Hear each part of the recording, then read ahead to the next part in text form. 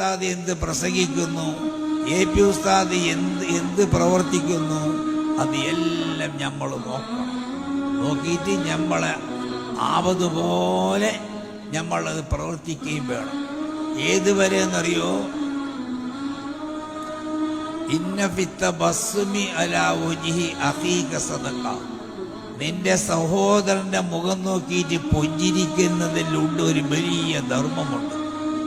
അല്ലാഹു സുബ്ഹാനഹു വ തആലയുടെ ആരംഭക്കനിയായ പൊന്നു മുസ്തഫ സല്ലല്ലാഹു അലൈഹി വസല്ലം തങ്ങൾ പറയാണ്, ഇന്ന ഫിത്ത ബസ്മി അലാ വജ്ഹി അഖീക സദഖ. നിന്റെ സഹോദരനെ ഒന്ന് കണ്ടാൽ നീ ഒന്ന് പുഞ്ചിരിക്കണം. പള്ളിയിൽ നിന്ന് കണ്ടാലും മദ്രസയിൽ കണ്ടാലും എവിടുന്ന് കണ്ടാലും ഒരു പുഞ്ചിരി നിനക്ക് ഉണ്ടാവണം എന്ന് നബി സല്ലല്ലാഹു അലൈഹി വസല്ലം തങ്ങൾ പഠിപ്പിച്ചിട്ടുണ്ട്. അതുപോലെ നമ്മളെ നടപടിക്രമങ്ങൾ നമ്മളെ കുട്ടികൾ കാണുമ്പോൾ അവർ ഛർദ്ദിക്കും. ആ കുട്ടികൾ ഛർദ്ദിച്ചാൽ ആ ഛർദ്ദിക്കുമ്പോൾ നമ്മളെ നടപടിക്രമങ്ങൾ വളരെ മുന്തിയ നിലക്കായിരിക്കണം.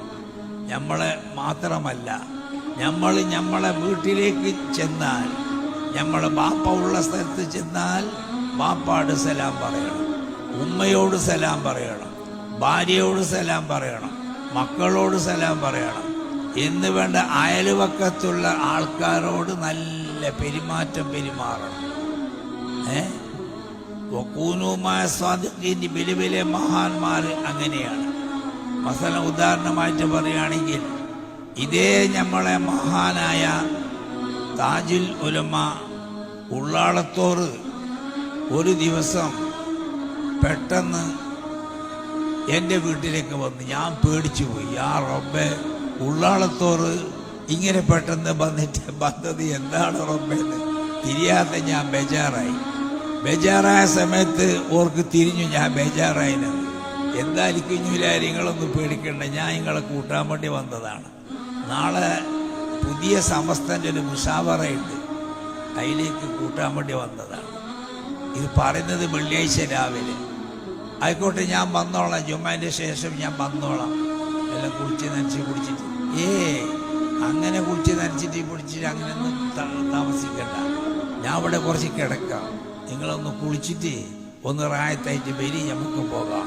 അങ്ങനെ എന്നെയും കൂട്ടിയിട്ട് മഹാനായ ഉള്ളാളത്തോറ് കോഴിക്കോട് കൊണ്ടുപോയിട്ട് മുസാവറയിലൂടെ എത്തിയിട്ട് വിഷയം പറയിപ്പിച്ചിട്ട് എല്ലാവരുടെ എന്നോട് പറഞ്ഞു, നിങ്ങൾ പോയിക്കോളി.